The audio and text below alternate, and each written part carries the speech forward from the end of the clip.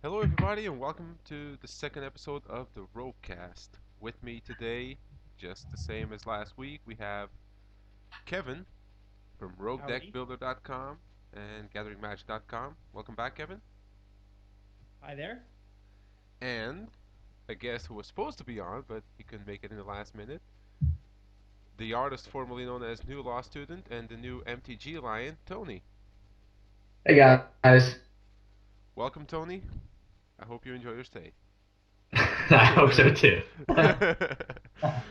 All right, so this weekend, of course, the big news, the release of, well, the pre-release of Born of the Gods. I couldn't make it to the pre-release, unfortunately, so I'm hoping you guys can delight me with some stories. Mm. Um, Tony, I know you gotta go sooner, go a little early, so why don't you start us off with some stories? So I went to a midnight pre-release, which is a very big pre-release. That tends to be the biggest, and then Saturday is the next big. I went to midnight. I went to Sunday. I played almost like then midnight was blue white heroics. I finished. I had to buy the first round. Then I went 2-0, 2-0, 2-0, 2-0, 2-0. So I had the top seed. I didn't lose a single game. And then we did top eight, and I got knocked out by the eight seed, which like was the only one of the eventual final two. I beat both of them, so it was kind of like very salty after that. It's like, well, I mean, eventually I offered to buy the box from them, so I did get the box I wanted. So I actually got two boxes that night, which is all I really cared about. But it was very, I didn't lose a single game, and then the final top eight happened, and I lose 1-2 against the eight seed, who was like a casual player. Like I don't know what happened. Like I'm still trying to like, think about what happened, but I can't. Like it doesn't make any sense. Like I had pretty good draws like two of the games, and I don't know. I have no idea what happened. And Sunday obviously was more casual players, so I did end up winning that one and then buying everyone's packs to get another box. So overall, pretty fun time. What about you, Kevin? Yeah, I had a good time. Midnight, I did okay. Went 4-2.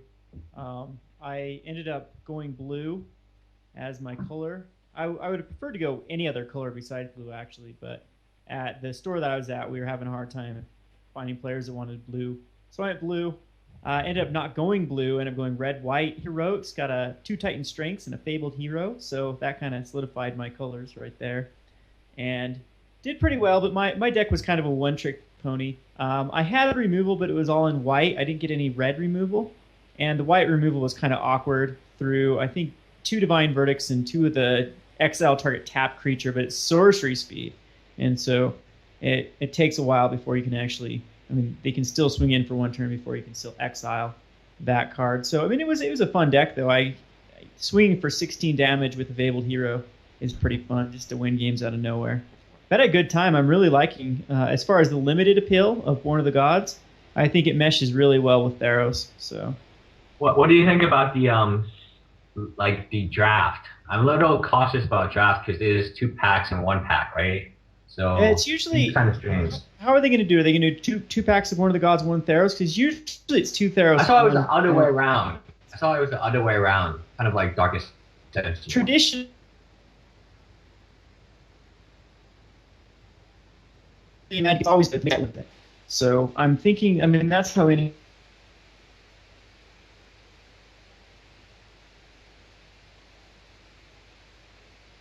strategy engine. Yeah, that NASCAR's very influence was too strong. And I can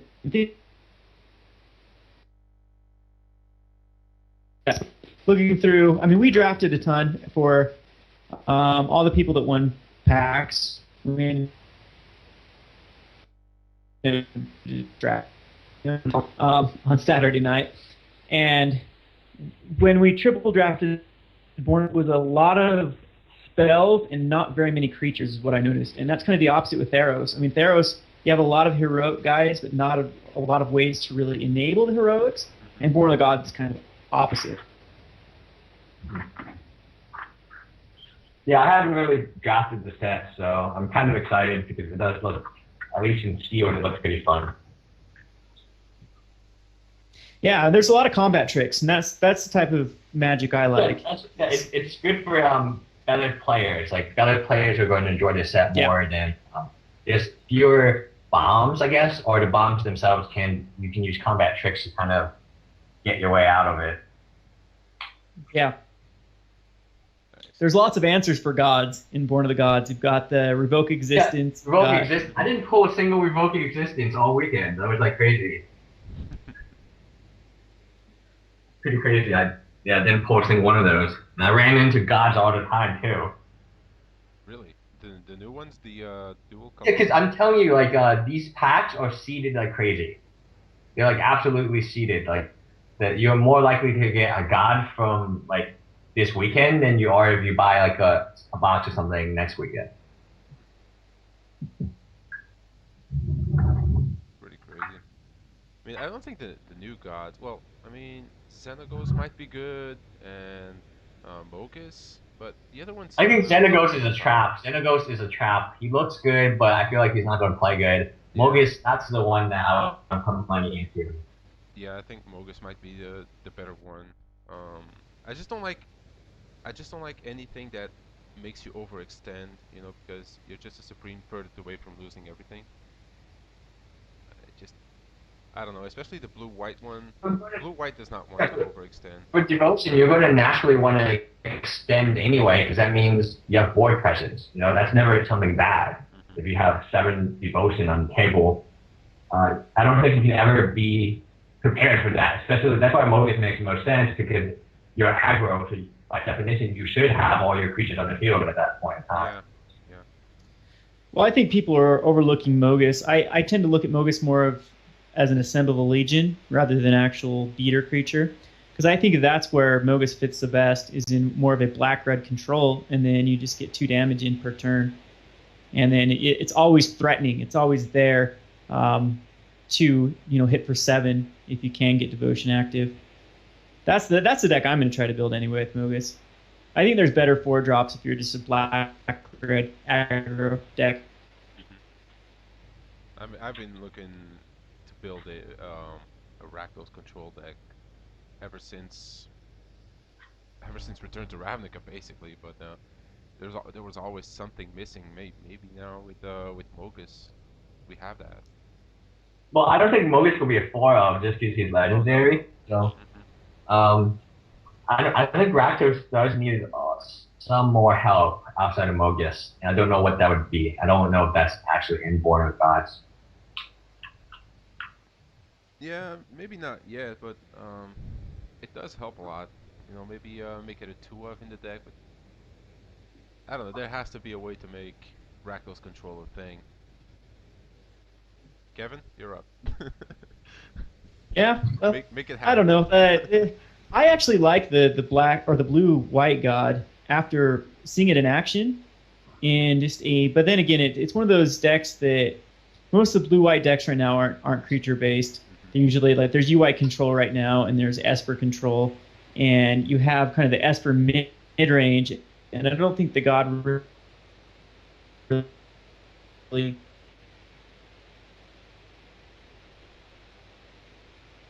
I mean, it might get tough out of the standard that you will see that god, but in watching it in the pre-release, that's some pretty good card advantage that you get from and it's an indestructible form of card advantage. Kind of reminds me of the Thassa Scry, where even if Thassa isn't active, you're still getting that Scry per turn, and the same thing with this guy. You're still getting card advantage every time you cast a creature. Yeah. Well, at least one per turn. And I then there's have a other really ways. good I got a really good question for Kevin. So, have you read recently about like Travis Wu spiking prices of cards, like his rogue decks? He's got a lot of fans. I know that. I know when he did a gutter snipe build, gutter snipe. Take on that, like, cause you are a rogue deck builder, and he is kind of too. And Yeah. It's so weird. Final fan. So would you do it? I tried to watch his what I'm podcast. saying?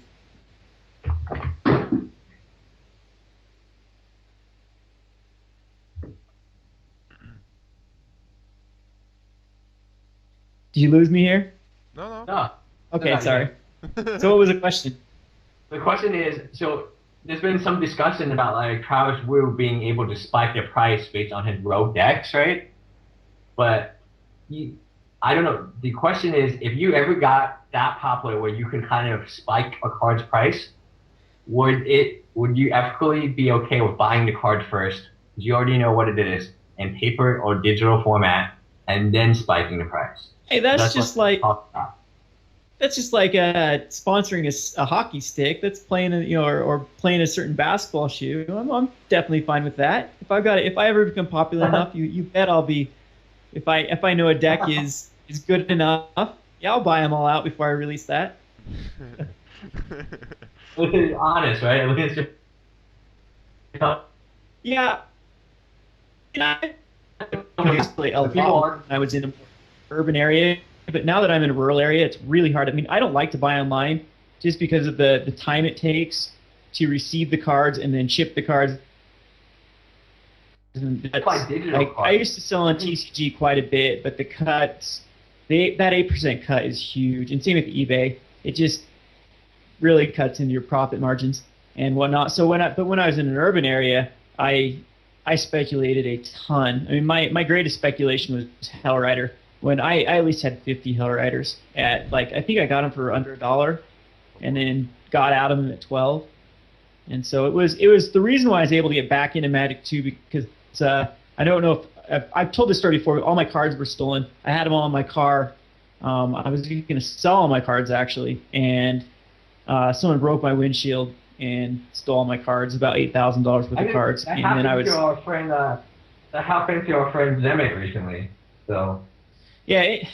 The worst thing about, like, my collection, I'm sure it ended up in the trash. Like, it was in front of my house, which wasn't the greatest area to begin with, and I'm sure if they would have sold them, I would have found out about it, because there was a lot of, like, really unique cards in that. I mean, a lot of legacy playable, like legacy staples, like judge foils, things like that were easily identifiable, and like altered cards and things like that. So I never saw any of them in the Salt Lake area. So I'm sure they just. How do you recover from that? Like, it seems kind of like almost crazy, right? You have all this money in Magic cards. You must feel like very bad about it.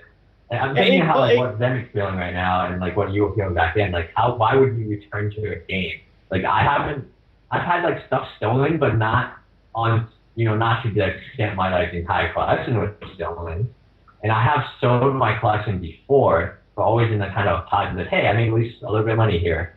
But if I had my collection stolen like completely, I'm not sure I would, be that interested in the game, or even. I'm pretty sure, knowing me, I wouldn't come back. Well, it sucked a lot out of me. It did. I quit for like 4.5 months, I think, is when and then I think I decided that I wasn't let someone else ruin. I like the game. It's more of just like the collecting side's fun. The actual having the value is nice and whatnot, but I like the game. And back like years ago, I didn't even have cards. I used to be just a complete limited player. And so as soon as I get cards, I just trade them back in anyway. So I just decided to go back to my limited roots. And I got pretty lucky. Like the first draft that I went back, I think I drafted like an Elish Norn, which was one of the more expensive cards that was in my original green white deck. And then I forked out like $50, made a budget deck, and I won like 4 F&Ms in a row. And Lingering Souls was the promo, and it was selling for $12 at the time. That F&M. The foil one, yeah. And then I was able to get like my entire deck back just from those F&M winnings. And then I just, if it would have happened earlier on in my life when I hadn't, like, I don't want to sound emo here or whiny or whatnot, but I've had some setbacks in my life before. And so this setback actually wasn't near as bad as some other setbacks in life. So, I mean, if I was the giving up type of person, then I would have given up on life a lot sooner than just having, $1,000 worth of cards. So I just didn't want anyone else to, ruin my fun for Magic. I'm glad I stuck with it. Yeah. And it was kind of fun to start over again. I mean, I wouldn't recommend it to anyone. I mean, losing $8,000 is losing $8,000, but it was kind of like resetting the whole Magic experience, where I have to be really, really frugal on my trades and whatnot. But it was but going back to Hellriders, I was able to spec on those Hellriders, and yeah, just that helped me get back into Magic a lot, going from $1 to $12. That's a huge margin. And Do you Hell have Riders a were do you have a blue ticket yet, or are you still trying to get a blue ticket right now, Kevin? a what? A blue ticket, like for the Pro Tour Oh, on I need. Spain. I've only been to one PTQ. I did miserable at it. Um, I don't know. I was expecting Esper Control to be every.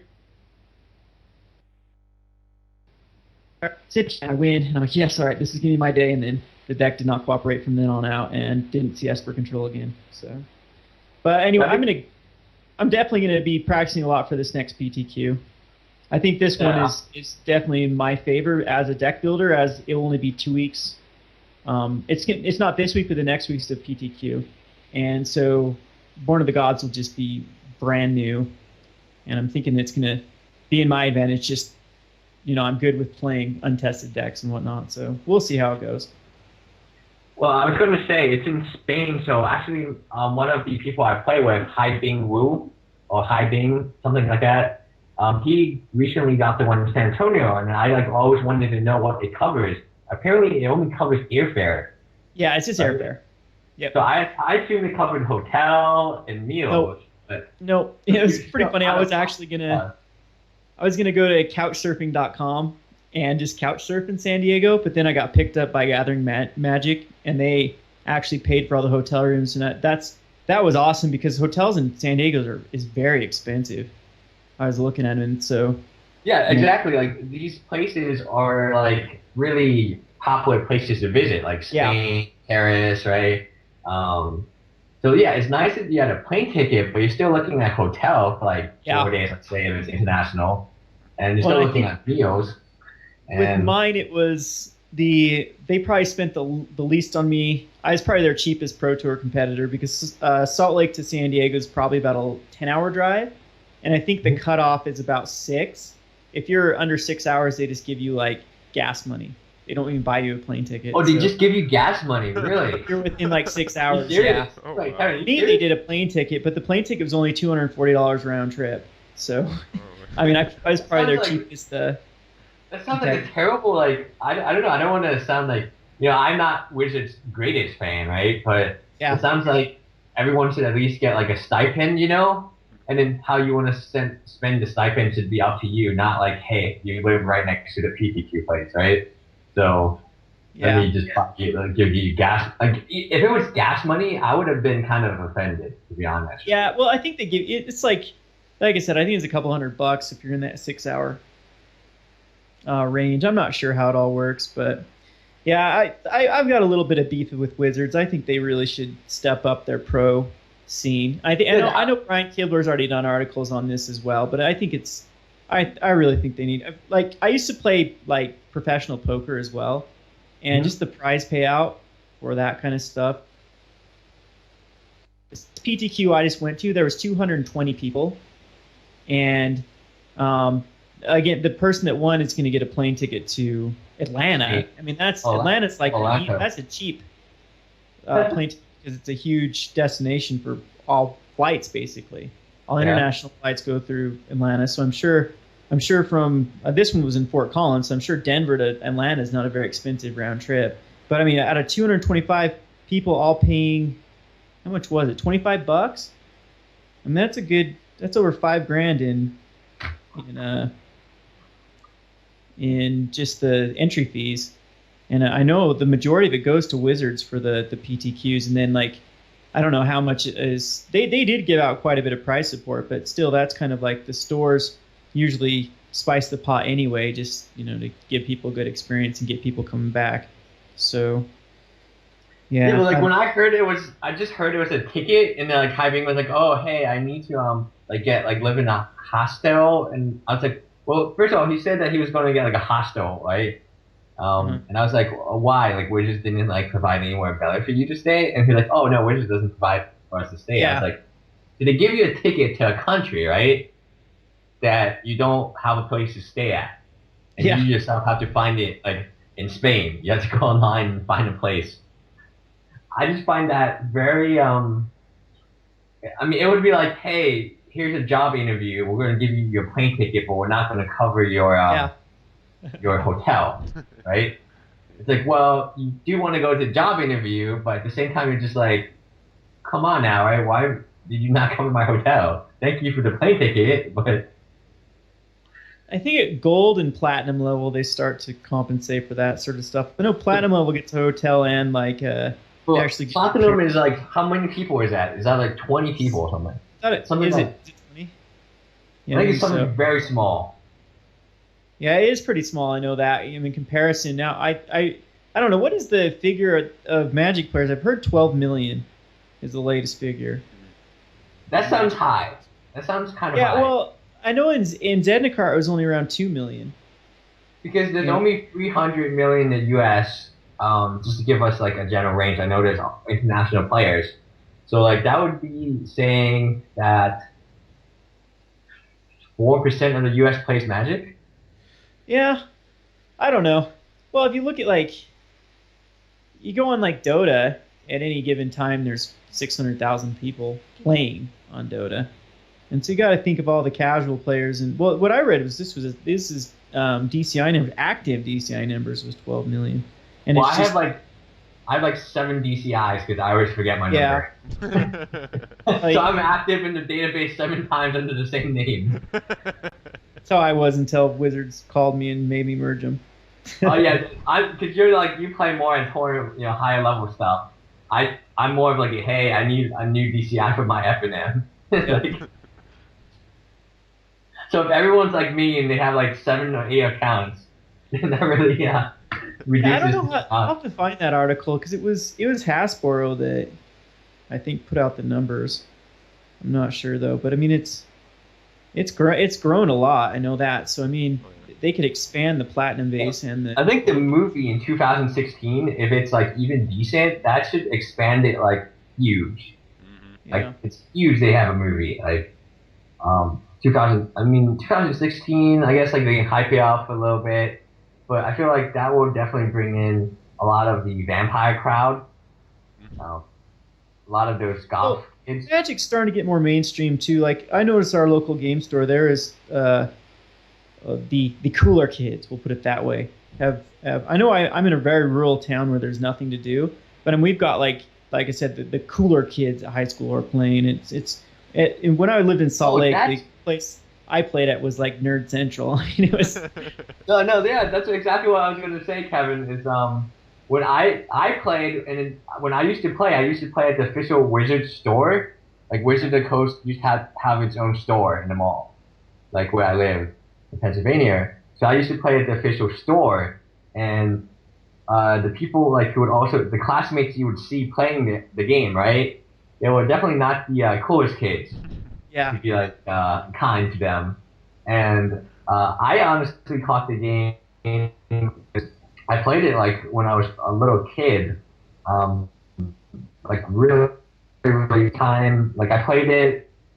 I remember two good events was my beta booster pack, and then also buying Urza Saga when Pokemon first came out. So they came out at the same time, and then somebody bought me Magic instead of Pokemon for my birthday that year. And the Magic set was Urza Saga. So I remember like pulling some out of that. But typically, my friends who have played Magic who are my age, they were probably the nerds of high school. Kept Magic kind of a long time.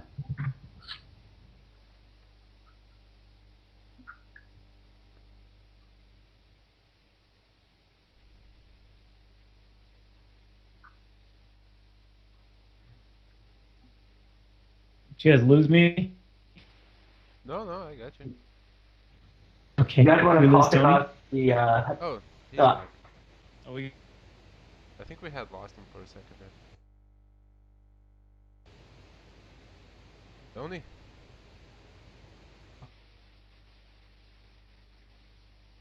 can you guys hear me? Yeah, yeah no, we I can hear you you. now. Yeah. You were gone for like 10 seconds or so. Are you gone again? Oh, really? Okay. Oh, that's weird. some commander card. I forget what it's called. It's from a set called Conspiracy. I don't know if you came up with that name, but that set is called right now. What do you think with that card, and do you believe it's real? So you're seeing what do they call it? The one that was it's been open like 3 different places, hasn't it? Really, it has. It's like I heard it was open in the Philippines. I heard it was open in London. I heard it was open in the United States. Do you think that Wizards intentionally does that? Or like it seems like a lot of their products get like misplaced, and it feels like a strange place to put it, right? Well, no, they've done this before. They did this with Rootborn Defenses. They put Rootborn Defenses in Dark Ascension pre-release. Yeah, but you think they or is it a mistake? You're breaking up bad. Yeah. Tony? Kevin? Can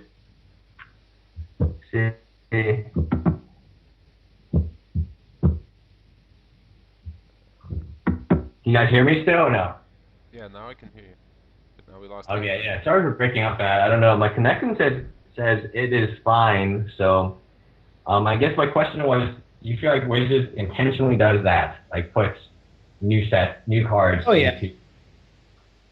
Well, if you look at like Mark Rosenwater's tweet about like someone asked him about it, and he's like, nope, we don't. That card's not in Born of the Gods. I just instead of answering if it was like a fraud card that you think that Wizards would say, no, this card's fake. But I mean, it does look. I think it's going to be another like. I don't know if it's quite an unglued type set. I think it's actually going to be more of like a group hug type set to where, I'm thinking more of maybe a multiplayer draft type set because the other card that was spoiled. Have you looked at that one? Like the crypt. That one doesn't have an image, does it?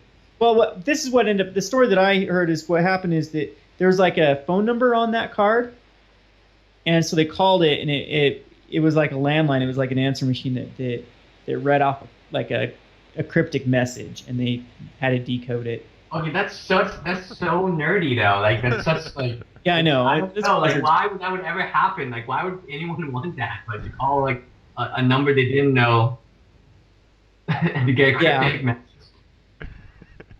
Yeah, it was like a 412 number, which is Seattle or or Washington. So I don't know how much I know about the backstory, but what I've heard is it has been open in multiple places, and I mean it seems like someone said on Reddit too, the artist confirmed it was his art. The RK post, he confirmed that it was his art. So it's got pretty. I think it's pretty much confirmed here. So I think it looks like a commander card though. So everyone's saying it's a commander set, which would be kind of strange that they just made one. Yeah, I don't think it's a commander. I think it's gonna be like a multiplayer fun set. I don't think it's gonna be legal in anything but like plane chase kind of. Yeah, but I mean it might actually be legacy playable. I'm not even sure. Like some of the things like that one, it's a voting type card, and so is the other one's like a weird draft card. But I mean, you'd never see that in a competitive. That would just mess up competitive play. Well, I mean that's something that kind of annoys me is. When they do plane chase and stuff, it's not very appealing, I guess. Or what was the arch enemy? Plane chase. Well, am I missing one? There are people around here that love plane chase. Really? So okay, wow. No one plays plane chase where I'm from. So. Well, you might not know though, because these guys are the kitchen table. That's working at a game store has really opened my eyes to different types of players. See, I was 100% competitive player. I didn't even know these people existed. And a lot of our sales come from people that just come in. The other day they were playing this little token game where they made up rules to tokens. You randomly draw a card off the pile and well, I do like Horde, Horde. It's a different game. Look into it. And Horde. it's very Oh. casual. I haven't heard of it. It's kind of like Hydra. And then, like, I guess that Space Hydra is exactly the same now. It's the same principle, where you can have multiple players attacking, a automatic deck. Yeah. Yeah, I've had some players make up rules for another game too, where they make like scenarios that happen each turn. Like this guy gets kind of like a built-in assemblable legion was one of the players you had to beat, and then so you had to like create a deck that could actually So it's beat like, this guy. yeah, like Or goat they fisting. rolled a D20, Goat and fist. D20 did something different at the start of the turn and stuff like that. So I don't know. Like I said, the casual crowd's huge out there. I'm not a big fan of Commander just because of how casual it is and how just how a control freak where I want to know exactly. I want to be able to affect the game on my terms, not on like 6 different players' terms. So that's why I'm the biggest. I mean, my local game, and at my old game store, we'd be lucky to find 10 people there. And it was big time standard and drafts. So I guess it's just the area and is how Magic's played. So I mean, this could be a huge success. This whole little, the card wherever everyone votes, then and each person's going to grade a creature for their play. If they vote no, then destroy all creatures, right? Yeah, I like the voting mechanic. It looks kind of fun. Yeah. I do play EDH a lot, and that's kind of the only format I play right now. And I can tell you, like, the is time to do and it's not competitive.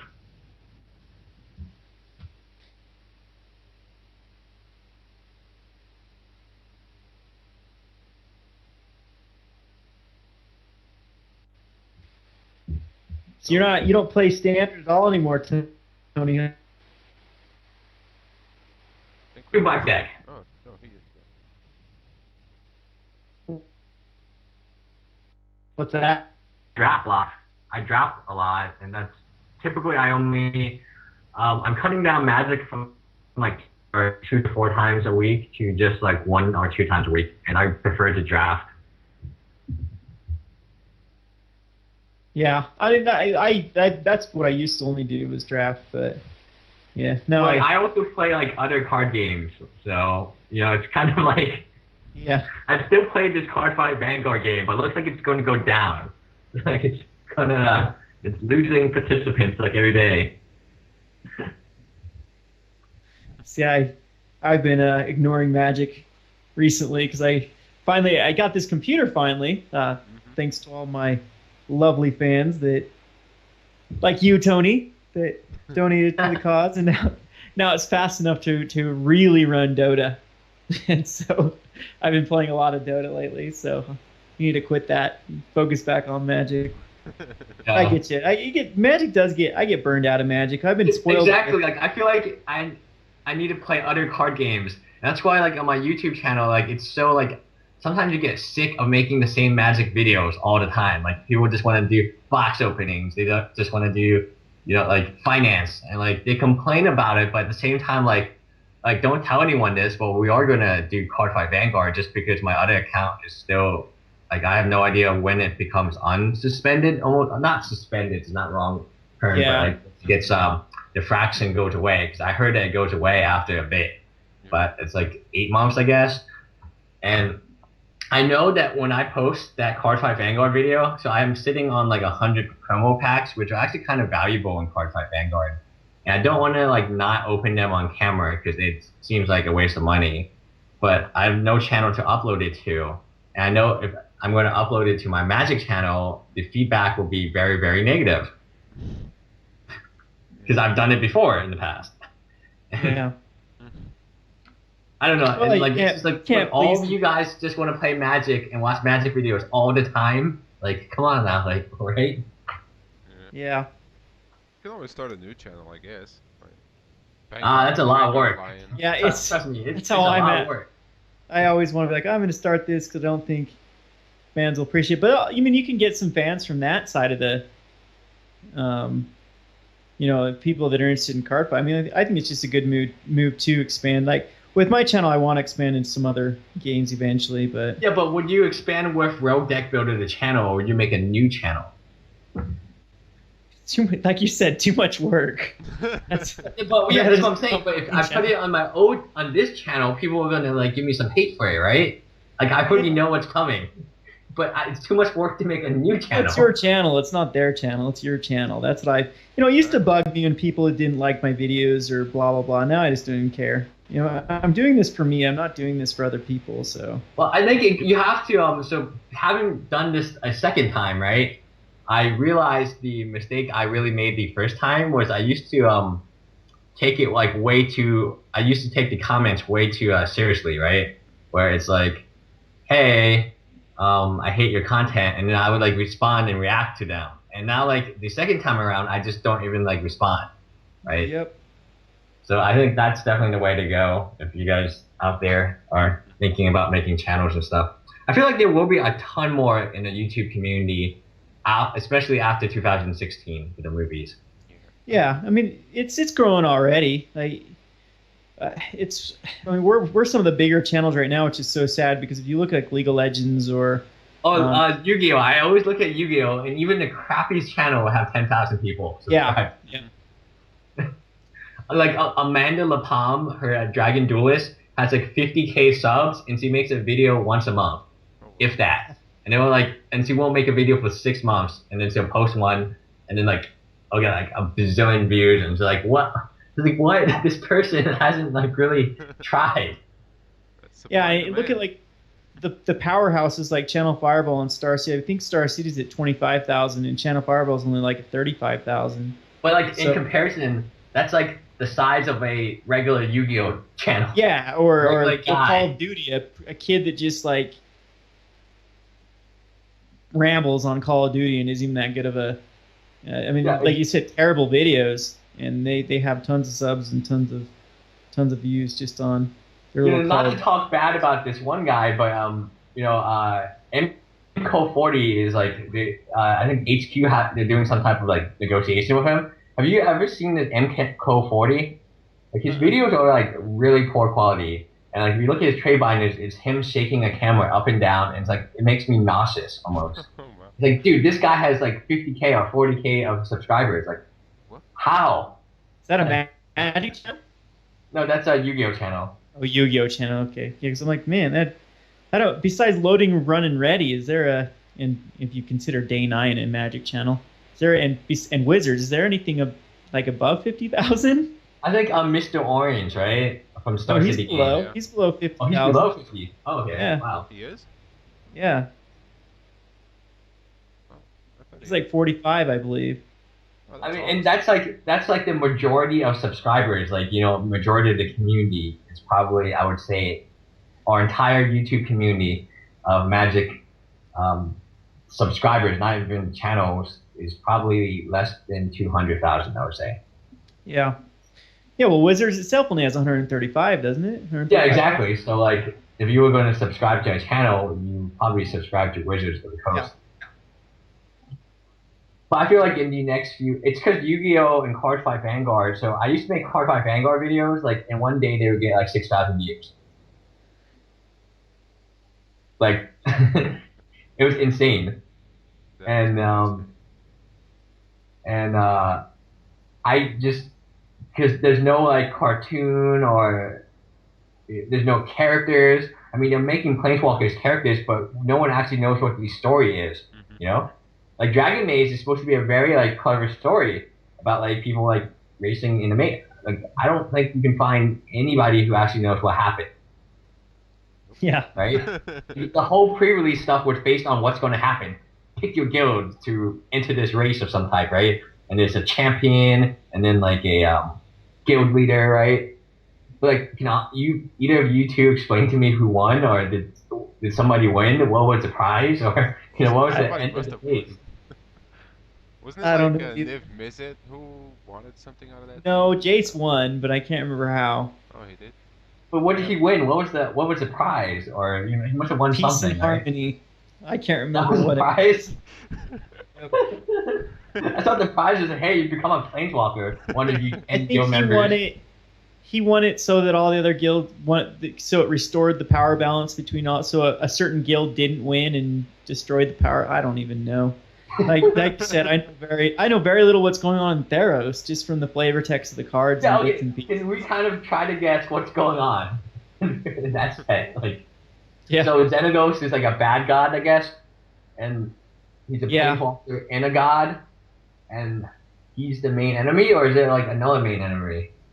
No, I think he's the main enemy, but then there's like side stories of like Phenox and And like, Ash. when's the Johnny? Johnny's got to be in the next set, right? Yeah, Mark Rosenwater basically confirmed that as well through his little cryptic Twitter messages. But like, okay, So, so like, how did they pick Elspeth and Johnny? Like, why those two? well, Like apparently Elspeth especially.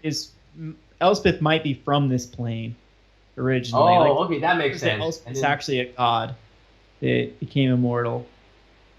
oh, that's actually very, very flavorful. Like, But I can't the lore nerds. Like I said, I pick up bits and pieces on Reddit and bits and pieces from the game store. We've got some people that are really into the lore that want to come and talk to but me in like, office. even them, how much do they have? How much does the story make sense? You know, Yeah. like, I go back to the. So I actually read the New Phyrexia books, so I know what the story ended in. Venture gave his heart to Karn, and somehow he died. I don't exactly remember. So it was Karn, Koth. We're looking for Karn. So it's Koth, Venture, Malera, and Elspeth. And then Venture like gave his heart up to save Karn. And then like And it just ended. It ended abruptly, and they're like, okay, now we're gonna battle the New Phyrexia. Yeah, let's do it. And then end of story. I was like, what? Like, yeah, and then like Koth like forced Elspeth to planeswalk. yeah, but then it's like, how did Elspeth get back to this plane? Like, did she win against those New Phyrexia people, or like? No, did she, no. like, Koth planeswalked her out, encased her in that like rock, and then made her planeswalk out before the Phyrexians killed her or something. That's what I picked Well, up. what happened to what happened to Malera? Yeah, I know. Guardian. We're having a car now that he's liberated. Yeah, I know. Like what happened? Like, Well, you get to Tearing buy, up you the gotta buy the body books. tournament. You gotta buy the books, no, or wait for the those movie. were the books. I did buy the books. They were the books. That's Wait, how I wait know. for the movie, man. It will But all be explained. why- Uh, Like He so found many of these Urza's bad power. characters, like so like and like Gideon, right? He like destroyed an entire plane. Mm. Like, but like what? Why is he? What's he up to like nowadays? Just hanging out. Like they created these planeswalkers where they can build logical stories, but instead they just it's almost like a time warp or something. There's like missing parts of it a lot. Like okay, Elspeth's on this new plane. Well, no, what happened to the like how does he develop right as a planeswalker? Liliana the Veil. Like I don't think we're ever going to finish the demon story. Like how many Yeah. demons are left? Like 4? It took a whole set to finish off Griselbrand, and that was an entire set. So we're gonna have like 4 more sets dedicated to finishing off the other 4 guys. apparently. Well, I mean, I guess that's one of the problems with Wizards while we're at it is, yeah, I think they could do a lot better job on just building a better, I guess, excitement for the lore. So, Well, I mean, in the new one, this is the only tidbit of story that I heard was what's the green blue planeswalker called? Kiora? yeah, Yeah. Kiora. Yeah, I heard that she's from Zendikar, and she came to this plane to find help to fight the help me out here. Emrakul guys. What are they called? Well, Eldrazi? apparently Yeah, they're going to yeah, the come back Eldrazi. eventually. They're gone for now. They were banished. Mm. But, yeah, well, Well, the if she's only back now. storyline I know about Kiora is she's got a hard-on for Krakens. That's why she Well, came you to take- Theros. Take one of my most interesting planeswalkers, Cameo. Mm. Like, she's a planeswalker. She has a backstory, but she's like from what's that? Is she from like Kamigawa? Yeah. And what is her point of being on this plane? Because they had moons. So she wanted to study the moon. She's a before moon folk. she wanted this moon of this plane, and she's just randomly here. Yeah. How does that make sense to anybody? Like imagine a movie where like a character just randomly appears, and you ask him, "Why are you here? Are you here to help, or you're here to destroy something, or no? I I'm have here a to study the moon. moon." I want to look at it. Yeah, and it's like, what? Is that your only backstory? Was like, and then you don't know anything else about the character, but people have fallen in love with Cameo. Like I would say, Cameo is a very popular character. Foil cameos, like you can't even get them from where I am because it's impossible to get them. And yeah, it's like I want to know more about Cameo because he seems like a pretty cool planeswalker, but there's no information out there. Yeah, You there got should me. definitely be more of a. Yeah, I mean, Cameo is a perfect character. People have fallen in love. But all we know is she planeswalks from Kamigawa and she likes moons. That's all we know about her. Like it's like, well, hold on now. Like, Yeah, I mean, if you compare it to something like Dungeons and Dragons, where they have all those books and stories, and you know the lore is much more involved into the game. The Wizards should really, if they do that for Dungeons and Dragons, why not more for Magic? You know? It looks like it's going that direction. Like with this set, they did the battle against the Hydra, and now the battle against the, and they're starting to do those videos, but I think they should keep putting out more YouTube videos. They actually do some little short clips and whatnot to get people more immersed in the story. I think it's overall good for it. I mean, look at like World of Warcraft or StarCraft. Everyone's pretty familiar. At least I am. I played those games, and I'm very familiar with the storylines. Yeah. well, League of Legends has a very interesting storyline for each character. Each character has like their own backstory. As it's WoW, like Warcraft has it too. Yep. So, and it's not hard to develop it, right? Like you sit down for like a day, you write a story, and then you publish it on your main website, or you make a little YouTube video about it, right? Mm-hmm. And then Well, they do the daily storyline stuff on the Wizards homepage, but again, it's so random and scattered. A lot of times, it's hard to really put it all together. So I mean, I guess the information is out there, but it's like I'm not the type of person that would have went and searched for the whole lore to StarCraft. I mean, it's like you can't play the game without knowing the storyline. I think that's what's really hurting like the at least in YouTubing. Like Yu-Gi-Oh has a storyline, it has an anime. Cardfight Vanguard has one too, and it's very obvious that hey, this is these are the main characters. These are their cards they use, and this is their journey to become a better Yu-Gi-Oh player, right? Mm-hmm. And in Magic, the characters are planeswalkers. They're not actual players, right? Like we're not characters in this. I feel like that was not particularly, especially with younger people. They want to see themselves as like the main character, not as like I don't even know like. That's why Star Wars are so popular because you could be like, hey, I could be Luke. I could be on this planet from far, far away, and that could be me, right? Exactly. But like in Magic, it's like, well, where is the player's place? Are we planeswalkers? Which they're kind of trying to make us planeswalkers, but it's obviously we're not because we're controlling planeswalkers. So the game field is not right. What are we in the Magic realm? We're gods. Yeah, exactly. Because we control. So. But wait, we also I don't control know, again, gods. Born of the I don't Gods- know. I'm confused now. This last set, Theros and Born of the Gods have kind of they're doing a better job. I think even with the pre-releases starting to get a lot better. But they're having these like fight against the horde, battle the Hydra type side events now. So I like that. I like the fact that you can just join a random game with other players. So they are doing a good job, but like they didn't do this like maybe arc enemy, but no one really wanted to be the arc enemy. So it's like, oh, I'm the bad guy. You guys come beat me up. Yeah, and the dual decks are getting more interesting too. There's definitely more value now from the dual decks. And the Jace and Vraska, I mean, can we see Remand maybe? Remand is a $15 uncommon right now. I would not be surprised if it's in that dual deck. Yeah, it wasn't reprinted, so I'm thinking Serum Visions is gonna be. It's got to be in Journey to Nyx. Or it could be in the dual deck. Like, there's so many more in the modern event deck.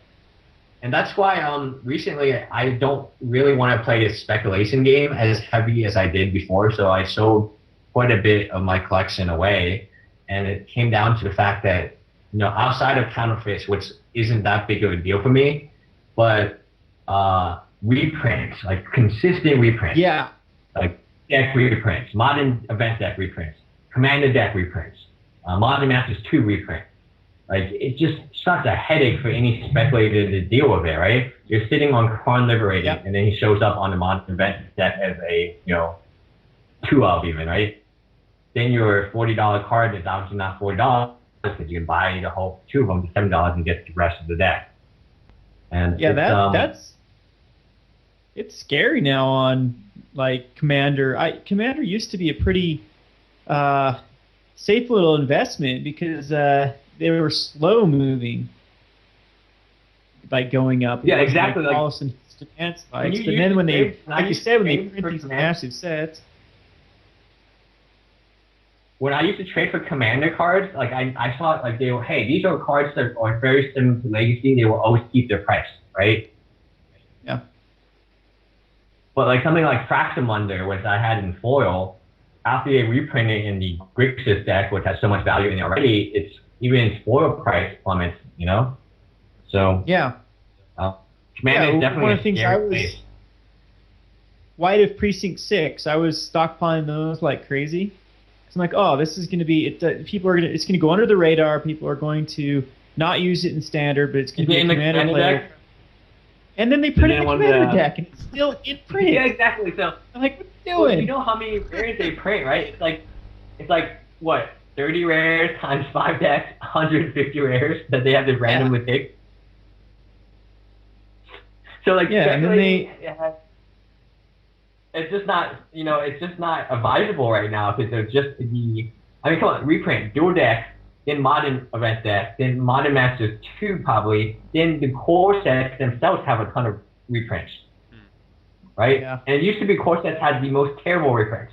Now Mutavault, which is $45 card right now, Doxies, which used to be a $75 card, I mean, they're not afraid to reprint anything right now. And some of those need reprints.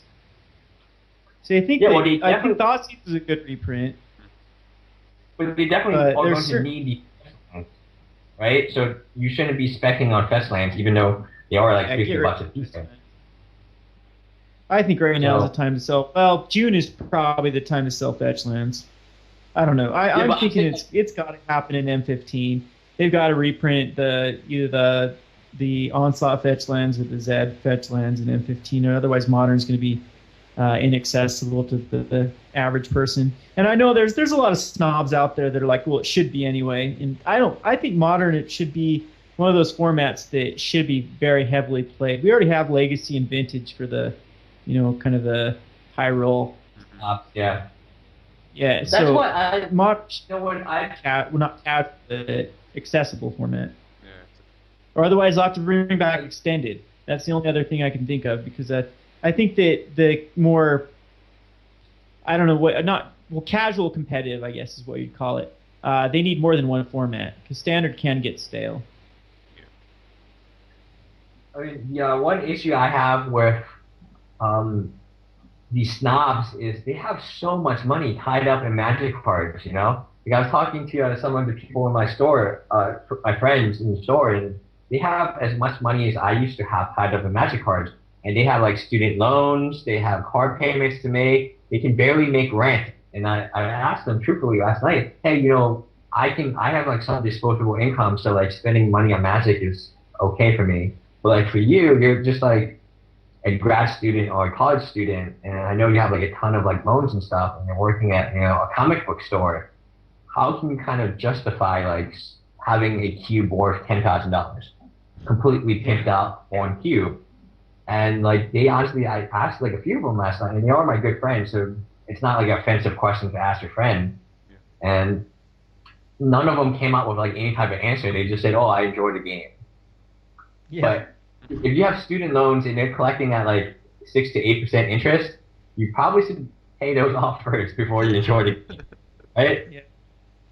So, I mean, how many Magic players do you think have like some type of mortgage loan, student loan, car loan, right?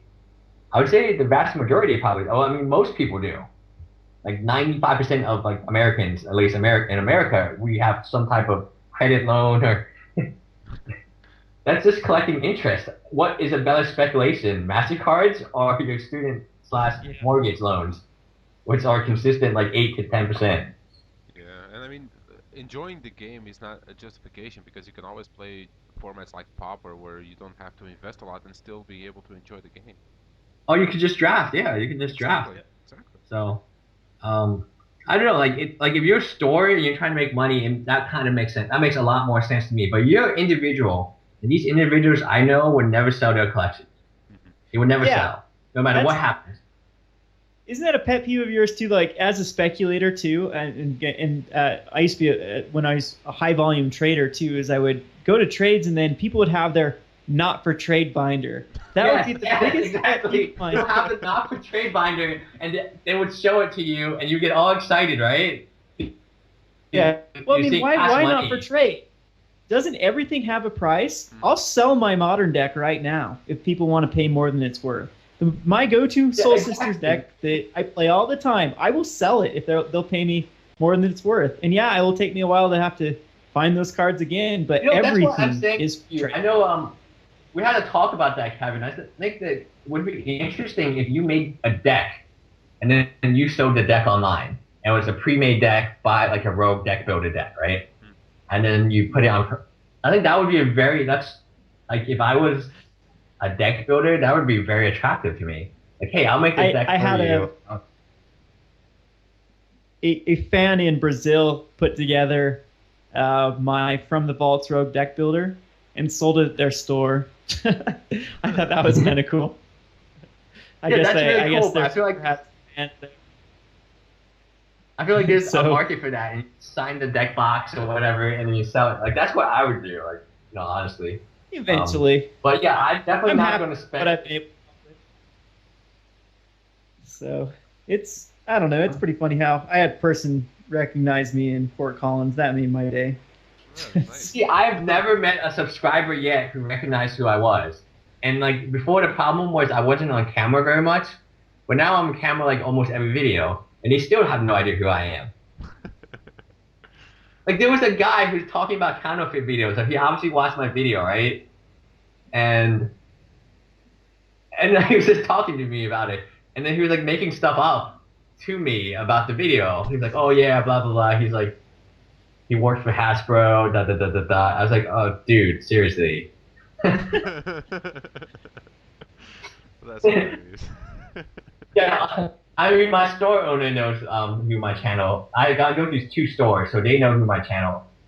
They know like what my channel is, and actually, I have they gave me a T-shirt today, so I'm like, dude, I might wear this, but no promises, because I'm not getting anything from you. I mean, I might wear it just like to help the store out. I don't mind it, right? But yeah, I mean, it's so funny because Kevin, you say like you go to these events all over the country and people recognize who you are. And even Zemet does that. Like even Zemet would tell me, "Hey, went to all these places and they know who I am." But I've never met a single subscriber ever. Like not once. Not even on the new law student. Not even once. So I don't know. I don't know why that is. I ran into Lou Fubu in Vegas, and I Yeah, was no, he talking told me about that. before I Yeah, and then recognized him. Milo Wait a was in second. Vegas too. You meet Milo too? Yeah, because then Lufu introduced me to Milo. But it's funny because I was um, randomly asking these people how long they waited in line because I kind of wanted to just be a dick. Because like I came in the back door through staff because I was with Gathering Magic Oh. and like butted in line. So I was first in line for the for the playmat, and there was I guess this like couple hour long Yeah, line. And so I was like, how long you I guys saw been pictures waiting of the in line? line. Yeah. And Lufubu made some comment like, "Wait a second, aren't you?" I'm like, "Yeah," and he's like, "Yeah, you're objective." Like, "Hey, cool, let's." And that's where and then a fan recognized both of us, and so we that was my first I signed my first playmat with him. That was kind of cool, Nice. but I've how's never it? signed a playmat or any card or outside of like trading, I guess. And I don't even want to like to do those. Yeah, And for the most part, I don't know. I think because you're a deck builder, so you might run into deck builders, right? I'm a speculator financier, at least I should be. So like the people like who are, I guess are fans of mine are just at home clicking like TCG player and buying out cards, right? They probably don't play at events. They probably believe like playing at an event is like very bad because they lose value or something. yeah. I reference one of your videos all the time. Which You should one? redo it. The how playing an F&M is cheaper than going to a movie. Oh yeah, I Or- have to redo that one. Yeah. So I reference that all the time when people are like, "I'm not paying $14 or $12 for a draft." I'm like, "You went and saw that new Hobbit movie, didn't you?" I'm like, "You spent way more there than you spent, and well, that's gone." It's also bowling, and in Houston we have Yeah. Top Golf, and we have ranges that you can shoot a gun. Even if you own a gun and you want to shoot it, it still costs like $15 an hour to shoot it, like just to for the range. And same with bowling. Like a game of bowling, depending on how many friends you're with, could take like half an hour, right? And that's like bowling shoes, and then like because you're going to eat stuff too. And it just seems to me that Magic, by its definition, has to be kind of a affordable hobby because the crowd that plays Magic is largely high school kids, college students, at least most of the casual players. So they have to be able to afford Magic, or they won't be able to play it. So I feel like Magic is very affordable. Yeah, I do too. That's when you put it in perspective of that way, then you get that's how we've got a lot of people actually buying to the pre-release was just saying, all right, well, didn't you just spend $16 to take a date to Desolation of Smog? Oh yeah, well. Well, no, but it's also the time. You go to pre-release. I was there from 12 till 9 in the morning, or 8 in the morning, or 7 in the morning, something like ridiculous. But I wasn't actually there at 12. I was there at like 9 o'clock, right? Like, let's say 9 to 7. Like, that is a long time to be at a facility, right? With lighting and, with people, right? There's like 9 hours. A pre-release is $30. So, like, how much are you actually paying for, like, less than $4 an hour? Like, what else could you do for an hour and have that much fun and pay less than $4 for it? Yeah, and have a chance to actually break even or actually like when I Oh yeah, when I you get value too. You get some type of value. I went quote unquote infinite on Paper Magic by I never ever took price support. I always took store credit. The local game store that I played at gave $4 per pack into store credit. So if I won an F&M, it'd be like usually 8 packs, so I get $32 in store credit. That's 7 more F&Ms I can play for free, type thing. So Yeah. I mean, yeah, it's definitely you do get it's. I mean, in comparison to going to movies, bowling, fishing, or any type of other activity that you would be doing, and that doesn't even include like drinking. Like when I go drinking, it's like bloody, like it's a bloody mess. Like it's, which reminds me, I need to like say goodbye to you guys because I'm going drinking right now. Oh, we're I'm about to wrap it up anyways. actually, Kevin, I do want to apologize for the thing we talked about Facebook, right? Because like honestly, I want to just tell you like right now, like I it's live, so it's kind of inappropriate, but dude, like I'm only like that's my bad, but like I'm actually going drinking with HQ tonight. Okay. So I won't bring up any of that more of that stuff, but he is actually like he's willing to talk. I don't know. Like it's awkward. I don't really want to bring it up anymore, but I just wanted to make it aware that like I'm a big fan of yours, Kevin. So anything I do is not, maybe it's a mistake, but I'm not out there to get you, right? Gotcha. Well, I didn't think anything of it after I said it's the other individual that to me comes off as a very shady person. So Right. you might know him better than I do. But that's Right. my impression. Yeah. But yeah, I mean, it would be because like, okay, I'll talk to you later about it. Okay. Okay. On like live stream, right? I don't think he'll watch this, so it's probably plus like it's like an hour into it, right? Yeah. Yeah. So, If anyone's still with us, they deserve something. yeah. You But get yeah, a signed island if you comment that you heard this. I will send it to you. yeah.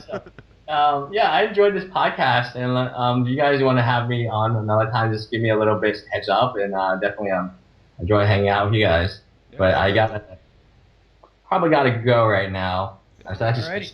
around like Seems like 9. a good time as any to wrap it up. So Yeah. So if you guys want to wrap it up, I'll stay for like a few. yeah. I mean, we've been going for an hour, so and with my Yeah. speed, it means like it will be uploaded in like a week. So I'll use my neighbor's internet. He will never know. So yeah, so thanks a lot, you guys, for doing this podcast. Kevin, and it was a lot of fun like last time. And Tony, thanks for showing up this time. And look, I have a blast talking to you guys. So I really hope we can do this again in the future. Yeah, definitely. All right, so see you guys in a couple of weeks, I guess. Alrighty. Bye, guys. Bye.